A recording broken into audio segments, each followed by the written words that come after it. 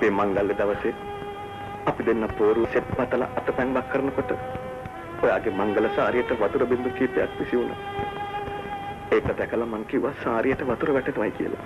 අපේ මනමාල මහත්තයා කසාද බඳින්නත් ඉස්සරලා මනමාලයට තියෙන ආදරයක මහත කියලා කවුදෝ වාසක ගැහණු කෙනෙක් කිව්වා. එතකොට ඔක්කොම අපිට hina වෙවි පිළිදු කරන්න පටන් ගත්තා. ඊට පස්සේ ඔයාගේ ලස්සන බලලා ප්‍රීති වෙන්න මගේ ඇස්කොන් වලින් මං ඔයා දිහා බැලුවා. මේක දැකලා කවුදෝ වාසක මිනිස්සෙක් අපිට විහිළු කර කර මෙහෙම කිව්වා.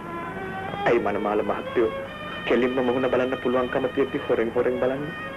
එතකොට ඔයාගේ යාළු තරුණියක් එකපාරටම ඔයත්තට හැරෙව්වා.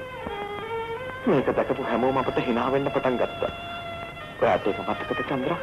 ඇඳගෙන කාමරේට ආපු වෙලේ ඔයා බය කරන්න හිතාගෙන මං හැංගිලා ඉඳලා ඔයාගේ පිටිපස්සෙන් ඇවිත් ඔයාගේ ඇස් දෙක වහනකොට ඔයාගේ ඇඟ කිලිපොළල කියා මට දැනුණා. ඒක ඔයාට මතකද චන්ද්‍රා?